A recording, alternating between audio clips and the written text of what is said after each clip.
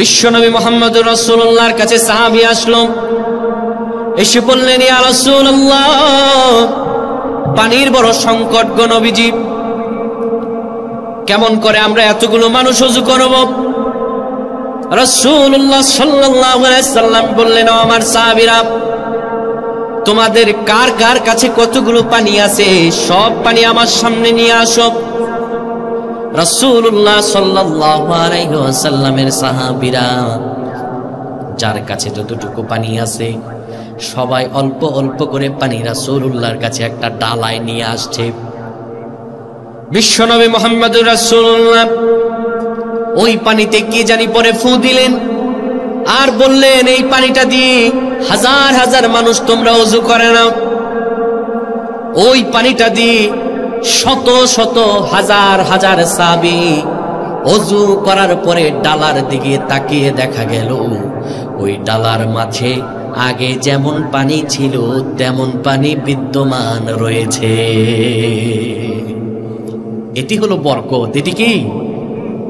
খন্দকের যুদ্ধে রাসূলুল্লাহ সাল্লাল্লাহু আলাইহি সাল্লাম পরীক্ষা খনন করবেন, অনেক সাহাবীদেরকে নিয়ে পরীক্ষা খনন করছেন সেখানে। এখন এই যে পরীক্ষা খনন করবেন, হযরত জাবের রাদিয়াল্লাহু তাআলা আনহুর স্ত্রী আড়াল থেকে তাকিয়ে দেখছেন, নবীজি আমার বড় ক্ষুধার্ত হয়ে গেছেন, খাবার বড় সংকট। আড়াল থেকে তাকিয়ে দেখছেন আমার রাসূলুল্লাহর চেহারা মোবারক লাল হয়ে গেছে, ঘামে নবীজি সাল্লাল্লাহু আলাইহি ওয়াসাল্লামের গাল মোবারক বেয়ে বেয়ে, দাড়ি মোবারক বেয়ে বেয়ে ঘাম ঝরছে। ঘরের ভিতরে তাকিয়ে দেখলেন ছোট্ট একটা বকরির বাচ্চা। স্বামীকে ডাক দিয়ে বললেন, ও স্বামী, এই বকরিটা জবাই করেন। কিছু রুটি রান্না করলেন, বকরিটা জবাই করে রান্না করার পরে প্রিয়তম স্বামীকে ডেকে বললেন, আপনি রাসূলুল্লাহর কাছে যাবেন আর কানে কানে গিয়ে বলবেন যেন রাসূলুল্লাহ 4 থেকে 5 জন সাহাবী নিয়ে আসেন এবং দাওয়াত গ্রহণ করেন। ছোট্ট একটা ছাগলের বাচ্চা, এটার কয়টুকু মাংস হবে? অল্প মাংস। হযরত জাবের রাদিয়াল্লাহু তাআলা রাসূলুল্লাহর কাছে আসলেন, হাজার হাজার সাহাবী পরীক্ষা খনন করছেন। বিশ্বনবী সাল্লাল্লাহু আলাইহি সাল্লামের কান মোবারকের কাছে এসে বললেন, ইয়া রাসূলুল্লাহ, আমার স্ত্রী আপনাকে দাওয়াত দিয়েছেন, ছোট্ট একটা বকরি জবাই হয়েছে, কিছু রুটি রান্না হয়েছে, আপনি সহ 4-5 জন সাহাবী চলেন, কিছু খাবার দাবার করবেন। এই কথা বলছে কিসে? কানে কানে। রাসূলুল্লাহ সাল্লাল্লাহু আলাইহি সাল্লাম এই কথা শোনার পরে সব সাহাবীদেরকে বললেন, ও আমার হাজার হাজার সাহাবী, চলো, তোমাদেরকে দাওয়াত করেছে জাবের। আল্লাহু আকবার। চলো, জাবেরের বাড়িতে আজকে তোমাদের সবার দাওয়াত।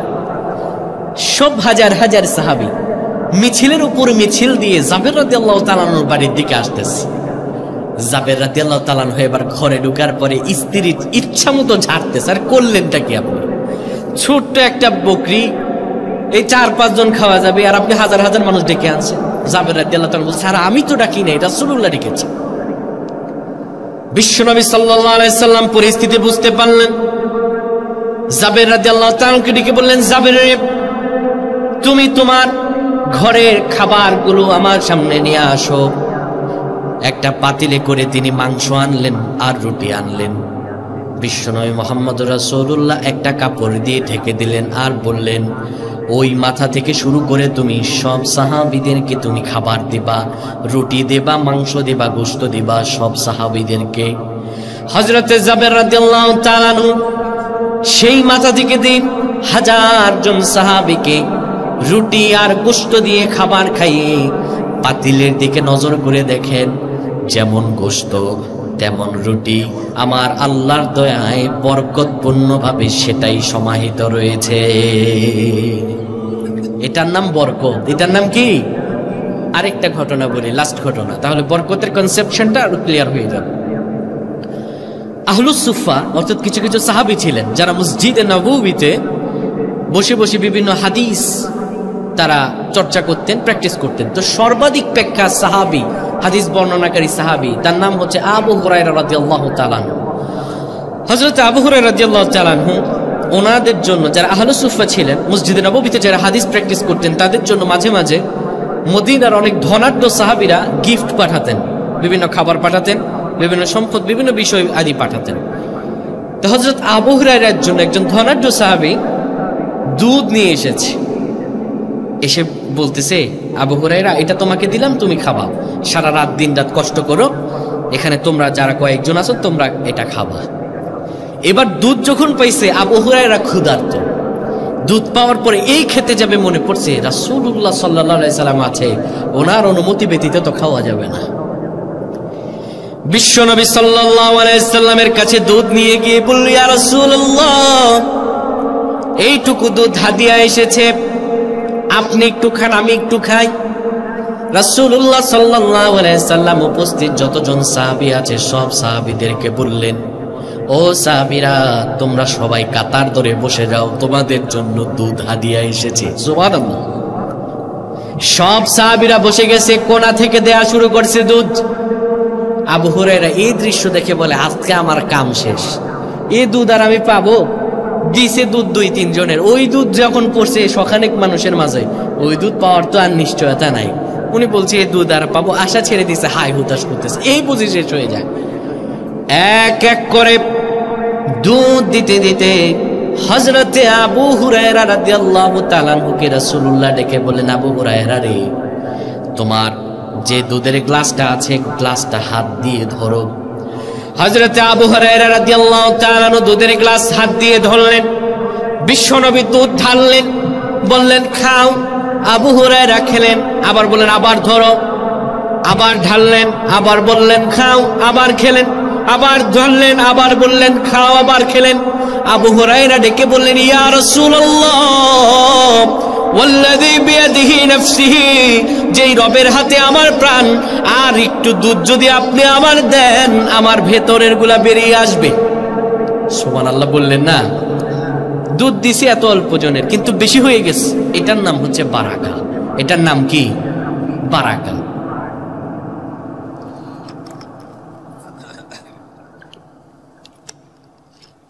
এই বারাকা যদি আমরা পেতে চাই, তাহলে আমাদের লাগবে 11টি গুণ। কয়টি গুণ? বলেন বলেন, কয়টি গুণ? 11টি গুণ।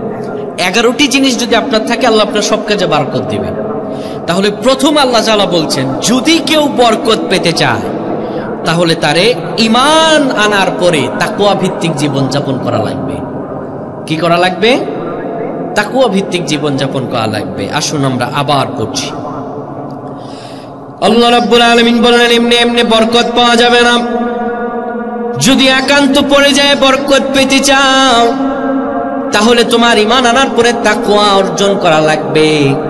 তাকওয়া শব্দের অর্থ হলো ভয় করা, সাবধান হওয়া, আল্লাহ ভীতি অর্জন করা, আত্মশুদ্ধি অর্জন করা।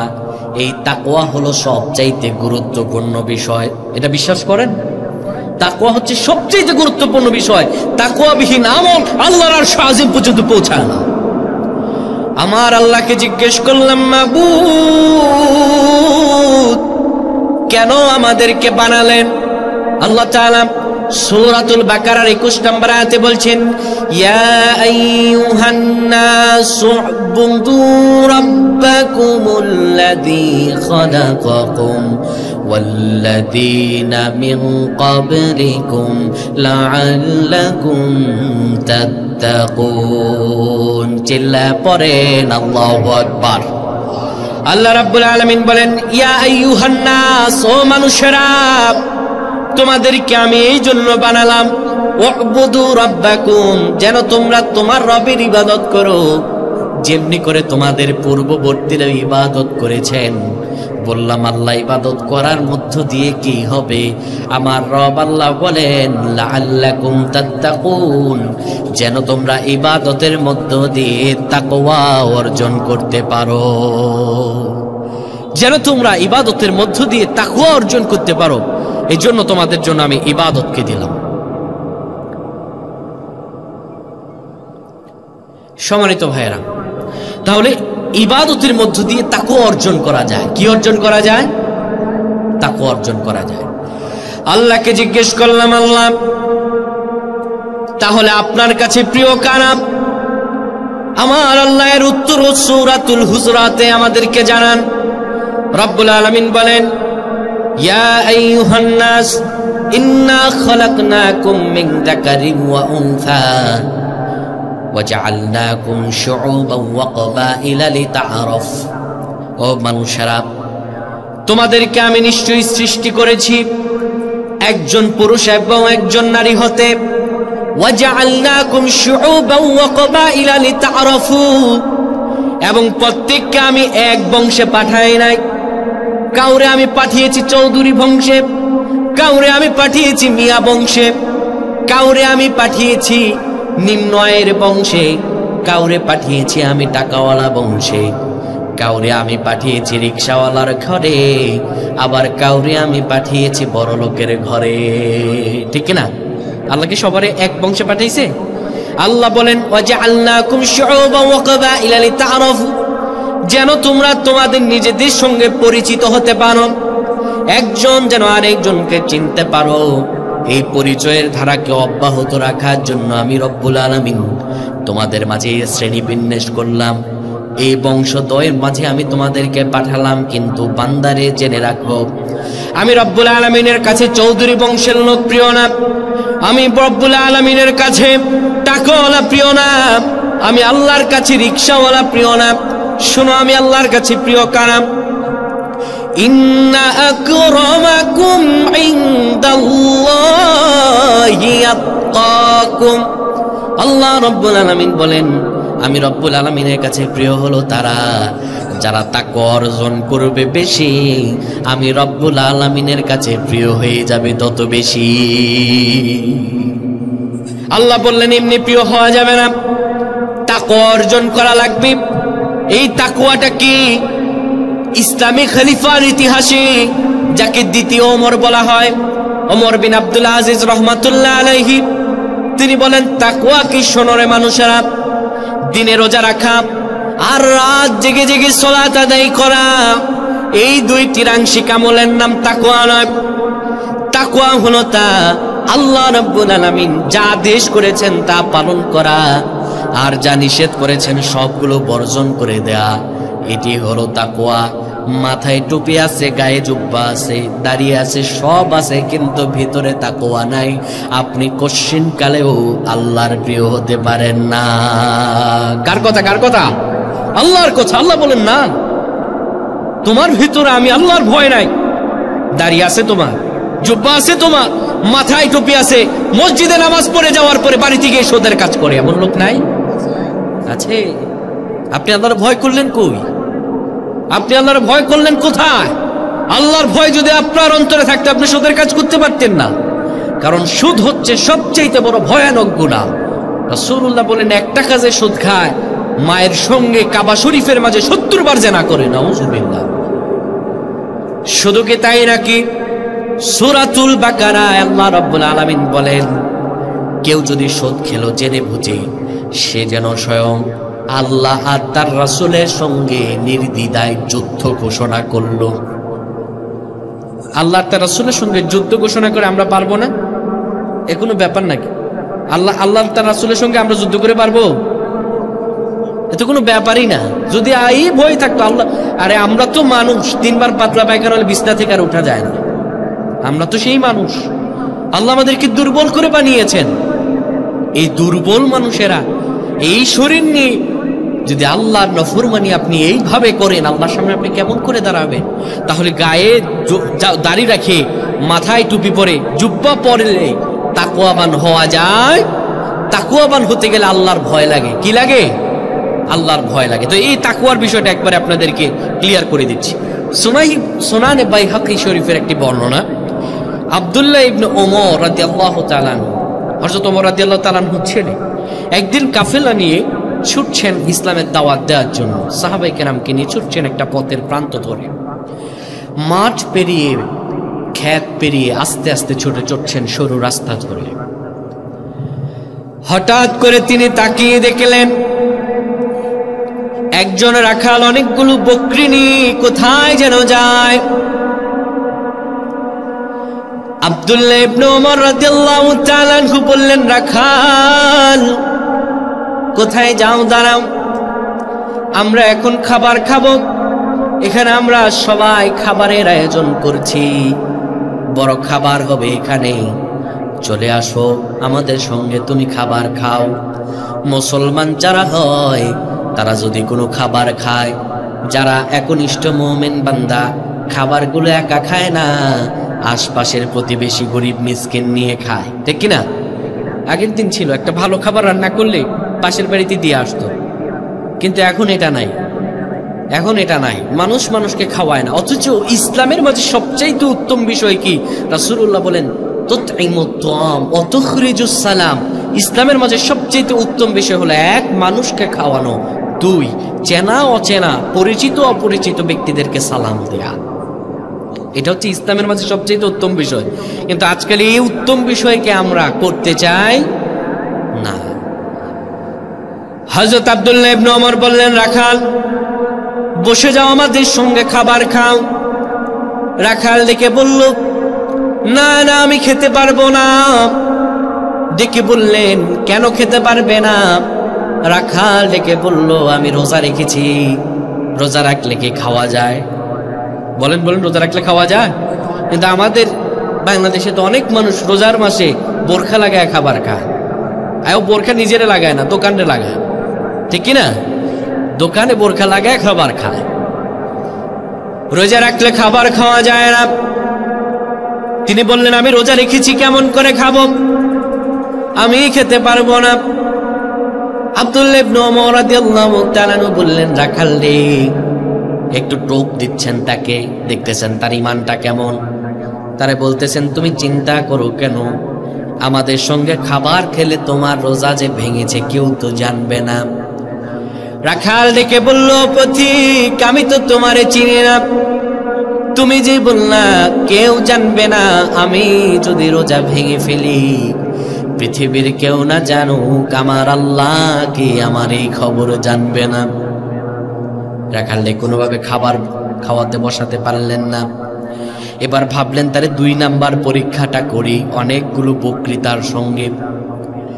আব্দুল্লাহ ইবনে ওমর ডেকে বললেন, রাখাল, অনেকগুলো তো বকরি দেখা যায়, রোজা ভাঙবা না, ঠিক আছে, এতগুলো বকরি যেহেতু দেখা যায়, একটা বকরি তুমি আমাদের কাছে বিক্রি করে ফেলো, আমরা এই বকরি নিয়ে চলে যাই, মোটা অঙ্কের একটা টাকা দিব, তোমার মালিককে তুমি একটা বুঝ দিয়ে দিবা, বলবা বনের বাঘ খেয়ে ফেলেছে বা কোথায় হারায় গেছে, এত বকরি তো আর আমি খেয়াল রাখতে পারি না।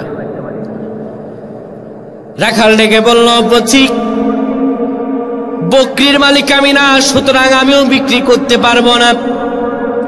আব্দুল্লাহ ইবনে ওমর রাদিয়াল্লাহু তাআলা নাছুর বান্দা, বললেন, মোটা অঙ্কের টাকা দিব, বিক্রি করলে দোষ কোথায়, বিক্রি করে ফেলো। রাখাল ডেকে বলল, আমি বিক্রি করব না, মালিকের কাছে জবাব দেয়া লাগবে। আব্দুল্লাহ ইবনে ওমর বললেন, মালিকের একটা বুঝ দিয়ে দিলেই হয়ে যাবে। রাখাল ডেকে বলল, পথিক, মালিকরে বুঝ দিয়ে দিব, মালিক আমারে বিশ্বাস করে, হয়তো মালিক আমারে নিয়ে কোনো প্রশ্ন করবে না, মালিক জানবে না আমি বকরি কোথায় বিক্রি করে ফেলেছি, হয়তো মালিক কোনো কথা বলবে না।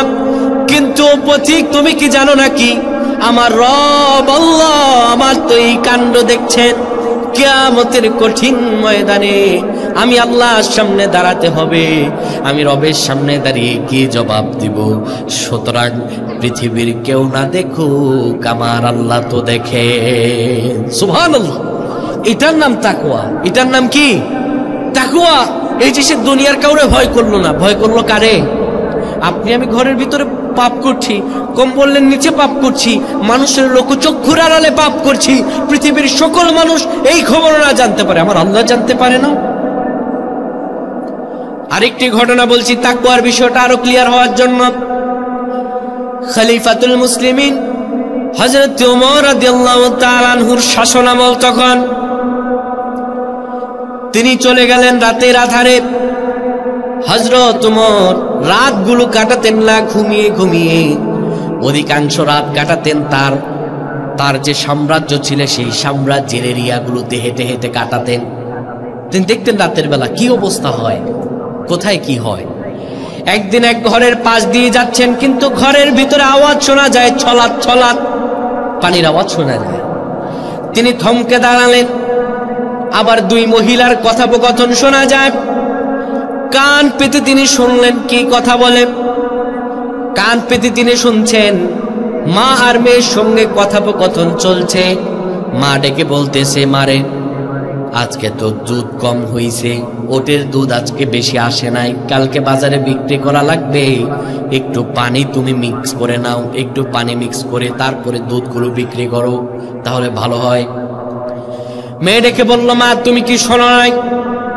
খলিফাতুল মুসলিমিন হযরত ওমর রাদিয়াল্লাহু তাআলা আনহু তো নিষেধ করেছেন, একদম নিষেধ করে দিয়েছেন দুধের মাঝে পানি মেশানো যাবে না, সুতরাং আমি পানি মেশাতে পারবো না।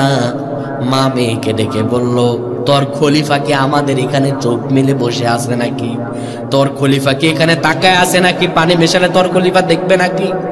একটু লাভ হবে পানি মেশা।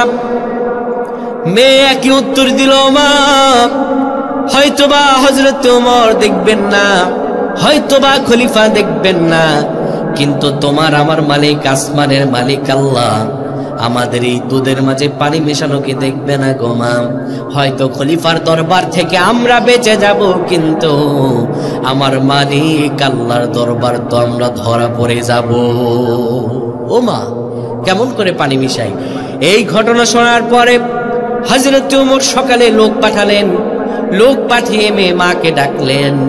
মেয়ে আর মা ওই দুই মহিলা বুঝে গেছে, মনে হয় খলিফার খবর কানে পৌঁছায় গেছে, হয়তোবা তিনি শাস্তি দিবেন।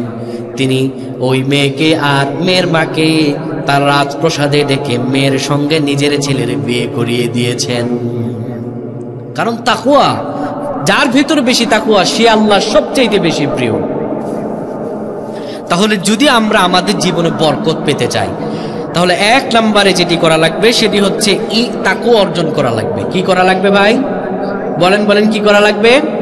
তাকওয়া অর্জন করা লাগবে। দুই নম্বরে যেটি করা লাগবে সেটি হচ্ছে বেশি বেশি ইস্তেগফার করা লাগবে। কি করা লাগবে? ইস্তেগফার করা লাগবে, বেশি বেশি ইস্তেগফার করা লাগবে। যদি বেশি বেশি ইস্তেগফার করি কি অবস্থা হবে? আল্লাহ তাআলা বলেন, রব্বুল আলামিন বলেন,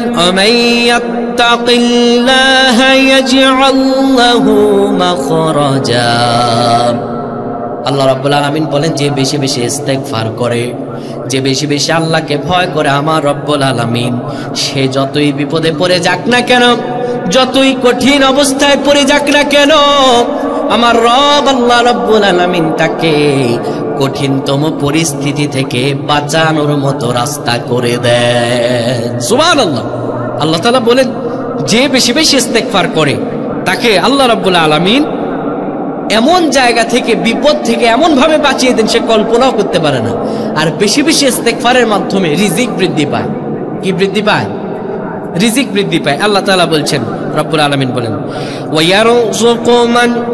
ওয়ায়ারযুকু মিন হাইথু লা ইয়াহতাসিব, যে ব্যক্তি বেশি বেশি ইস্তেগফার করবে, আল্লাহ ভীতি নিজের মাঝে সংস্করণ করবে, নিজের অন্তরে আল্লাহ ভীতি সঞ্চালন করবে, আমার রব্বুল আলামিন তাকে এমন উৎস থেকে, এমন জায়গা থেকে রিজিক দিবেন, ওই ব্যক্তি বিন্দু পরিমাণ কল্পনাও করতে পারবে না। কার কথা? কার কথা?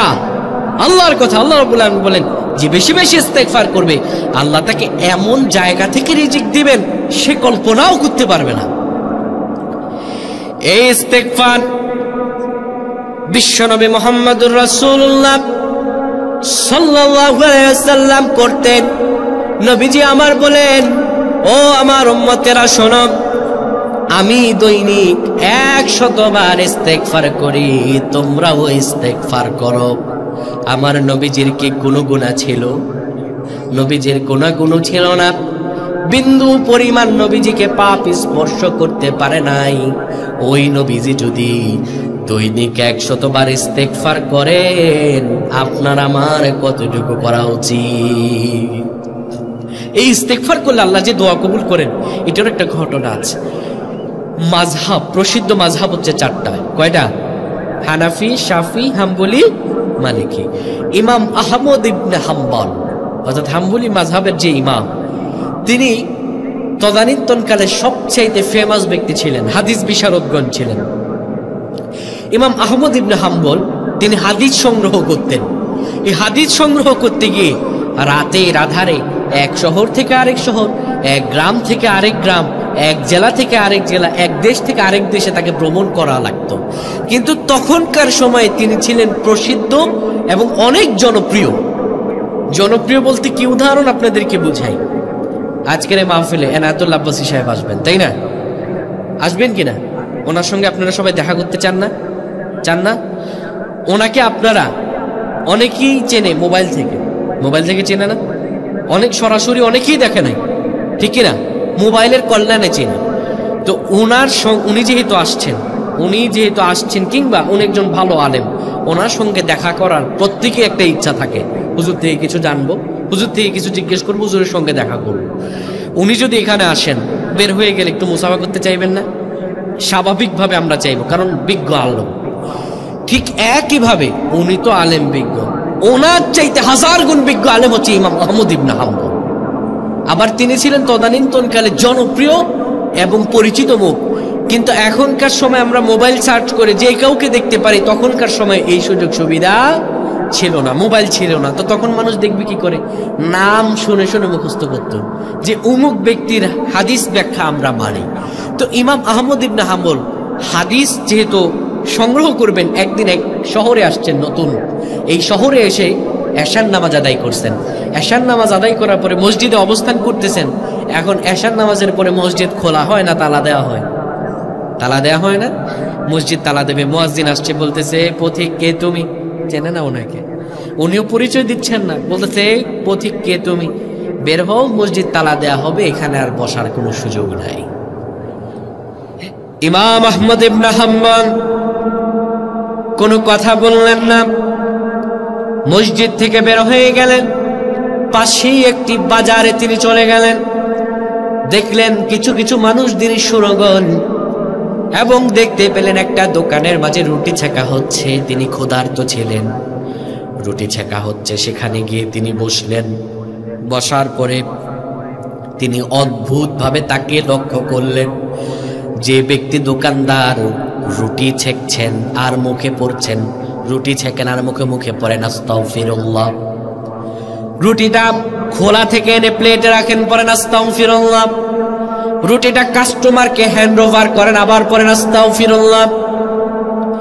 অনেকক্ষণ অদ্ভুত চিত্র দেখার পরে ইমাম আহমদ ইবনে হাম্বল জিজ্ঞেস করলেন, ও দোকানদার ভাই, তুমি দেখি যে কোনো কাজ করো মুখে আস্তাগফিরুল্লাহ পড়ো, কেন তুমি এটি করছো? আর এর ফজিলত তুমি কে পেয়েছো? ওই দোকানদার ডেকে বলল, ও পথিক, তুমি শুনে নাও, আমি আস্তাগফিরুল্লাহ পড়ার কারণে আমার আল্লাহ আমাকে মুস্তাজাবুদ দাওয়া বানায় দিয়েছেন। মুস্তাজাবুদ দাওয়া কি বুঝেন? যে ব্যক্তি দোয়া করতে দেরি হয় আর দোয়া কবুল হতে দেরি হয় না, এই ব্যক্তিকে বলে মুস্তাজাবুদ দাওয়া। কি বলে? মুস্তাজাবুদ দাওয়া। তুমি মুস্তাজাবুদ দাওয়া? তিনি আটকে উঠলেন, তুমি মুস্তাজাবুদ দাওয়া? হ্যাঁ, আমি মুস্তাজাবুদ দাওয়া। দোকানদার ডেকে বলল, আমি আল্লাহর কাছে যা দোয়া করি তা কবুল হয়, কিন্তু একটা দোয়া কবুল হয় না। বড় কৌতূহল নিয়ে ইমাম আহমদ ইবনে হাম্বল জিজ্ঞেস করলেন, কোন দোয়া কবুল হয় না? বলো বলো, আমি শুনি। এবার দোকানদার ডেকে বললেন, ও পথিক শোনো, আল্লাহর কাছে অনেক দিন ধরে দোয়া করছি, রব্বুল আলামিন এই যুগ শ্রেষ্ঠ, এই জগতের বর্তমান সময়ের সবচাইতে হাদিস বিশারদ ব্যক্তি ইমাম আহমদ ইবনে হাম্বলের দরবারে আমাকে নিয়ে যাওয়ার ব্যবস্থা করেন, তার সঙ্গে আমার সাক্ষাতের ব্যবস্থা করেন। এই দোয়া আল্লাহর কাছে অনেক দিন ধরে করতেছি, কিন্তু আল্লাহ এই দোয়াটা কবুল করতেছেন না। এই ঘটনা বলতেছেন কারে? ইমাম আহমদ ইবনে হাম্বলকে। আল্লাহর কাছে অনেকদিন ধরে দোয়া করতেছি, আল্লাহ আপনি আমার ইমাম আহমদ ইবনে হাম্বলের দরবারে নিয়ে যান আর তার সঙ্গে দেখা করায় দেন। অনেকদিন ধরে দোয়া করতেছি, কিন্তু এই দোয়া কবুল হচ্ছে না। এই ঘটনা শোনার পরে ইমাম আহমদ ইবনে হাম্বল 2 চোখের পানি ছেড়ে দিলেন আর ডেকে বললেন, ও দোকানদার, তোমার দোয়া আল্লাহ কবুল করে নিয়েছেন।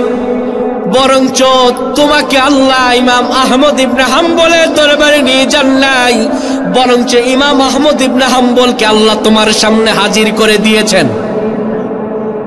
তোমার তো আল্লাহ এমন ভাবে কবুল করেছেন যে তোমাকে ইমাম আহমদ ইবনে হাম্বলের দরবারে যেতে হয় নাই, ইমাম আহমদ ইবনে হাম্বল তোমার সামনে হাজির। এটা কি দ্বারা হইল? ইস্তেগফারের দ্বারা। কিসের দ্বারা? ইস্তেগফারের দ্বারা। ইস্তেগফার যারা পুরাটা করতে পারেন পড়বেন আস্তাগফিরুল্লাহাল্লাযী লা ইলাহা ইল্লা হুয়াল হাইয়ুল কাইয়্যুম ওয়া আতুবু ইলাইহি। আর যারা পুরাটা পড়তে পারবেন না, দৈনিক এইটুকু পড়বেন আস্তাগফিরুল্লাহ আস্তাগফিরুল্লাহ আস্তাগফিরুল্লাহ। পারবেন না বাবা? ছোট্ট জিনিস, আমল করলেন, দৈনিক 100 বার ইস্তেগফার করলেন, কপাল যিনি খুলে দিবেন তিনি কে? আজ থেকে আমল করে দেখেন না, 40 দিনের মধ্যে আপনি ফলাফল পাবেন। আগের থেকে আয় উন্নতি বেড়ে যাবে, টাকা পয়সা বেড়ে যাবে, বিপদ আপদ কম আসবে, আল্লাহ দয়া আর রহমত দিয়ে আপনাকে পরিবেষ্টন করে রাখবে। এগুলো 2 নাম্বার। 3 নাম্বার, যদি আপনার জীবনে বরকত পেতে চান, সব কাজের শুরুতে বিসমিল্লাহ পড়া লাগবে। সব কাজের শুরুতে কি পড়া লাগবে? বিসমিল্লাহ। আমরা পড়ি সব কাজের শুরুতে বিসমিল্লাহ, খাবারের মাঝখানে গিয়ে মনে হয়, কাজের শেষে গিয়ে মনে হয়, বিসমিল্লাহ পড়তে আমরা ভুলে যাই। অথচ বিসমিল্লাহ পড়লে বরকত যিনি দেন তিনি কে? আল্লাহ। বরকত কেমন হয়? রাসূলুল্লাহ সাল্লাল্লাহু আলাইহি সাল্লাম, জাবির বিন আব্দুল্লাহ রাদিয়াল্লাহু তাআলা বর্ণিত হাদিস, বিশ্বনবী সাল্লাল্লাহু আলাইহি সাল্লাম বলেন, ইযা দাখালা রাজুলুন বুয়ুতাহু ফাযাকারাল্লাহু ইনদাহু দাখুলিহি ইনদা তুআমিহি ক্বালা আশ-শাইতান লা ইয়ামবিথা লাকাম ওয়ালা আশা। বিশ্বনবী মুহাম্মদ রাসূলুল্লাহ বলেন, কোন ব্যক্তি যদি নিজের ঘরে প্রবেশ করার সময় বিসমিল্লাহ পড়ে, খাবার খাওয়ার শুরুতে বিসমিল্লাহ পড়ে, শয়তান ডেকে বলে, এই ঘরে ঢোকার মতো আর আজকে আমাদের সুযোগ হলো না। খাবার খাওয়ার শুরুতে বিসমিল্লাহ পড়লে শয়তান ডেকে বলে, আজ আমাদের তার সঙ্গে খাবার খাওয়ার সুযোগ হলো না। এটা কি কিসের দ্বারা হয়? বিসমিল্লাহ পড়লে। আর যদি বিসমিল্লাহ না পড়ে, তখন শয়তান ডেকে বলে, ফাইযা লাম ইয়াযকুরুল্লাহ তুআমুহু ক্বালা আদরাকতুহুল মাবিথা ওয়া আশা। যদি কোনো ব্যক্তি বিসমিল্লাহ না পড়ে ঘরে ঢোকে, শয়তান তার সাঙ্গপাঙ্গদেরকে বলে, এই ঘরে থাকারও আজকে আমাদের সুযোগ হলো। বিসমিল্লাহ পড়ে খাবার না খেলে শয়তান বলে, আজকে তার সঙ্গে খাবার খাওয়ারও আমাদের সুযোগ হলো। তাহলে শয়তান যেই ঘরে বাস করবে, শয়তান যেই খাবারে আপনার সঙ্গে খাবার খাবে, ওই খাবারে কিয়ামত পর্যন্ত বরকত পাবেন?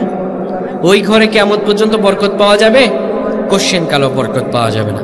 তাহলে জীবনে যদি বরকত পেতে চান, সব কাজে শুরুতে বিসমিল্লাহ পড়া লাগবে। 4 নম্বরে, নামাজের সময় হলে সব দোকানপাট বন্ধ করে দেওয়া লাগবে। আচ্ছা সম্মানিত ভাইরা, জীবনে বরকত পেতে হলে আমরা 3টা শেষ করছি ব্যাখ্যা সহ, আরো বাকি আছে প্রায় 9টা, 8টা বাকি আছে। কয়টা? 8টা। জীবনে বরকত অন্তত বাদ বাকি দিয়ে বাদ দেন, এই 3টা নিজের জীবনে চালু করেন। ওয়াজ এখানেই শেষ। 1 নম্বরে, তাকওয়া ভিত্তিক জীবন যাপন করেন, বেশি বেশি ইস্তেগফার করেন, সব কাজের শুরুতে বিসমিল্লাহ পড়েন। আপনার জীবনকে বরকতময় করে দিবেন যিনি, তিনি কে? আল্লাহ রাব্বুল আলামিন। আল্লাহ তাআলা আমাদের সকলের জীবনকে বরকতপূর্ণ করুক, বিপদ আপদ বালা মুসিবত থেকে বাঁচিয়ে রাখুক, এবং সকলের জীবনে বরকতের ধারাকে অব্যাহত রাখার তৌফিক দান করুক। পয়না আমিন। আখির দাওয়ানা আলহামদুলিল্লাহি রাব্বিল আলামিন। আসসালামু আলাইকুম ওয়া রাহমাতুল্লাহি ওয়া বারাকাতুহু।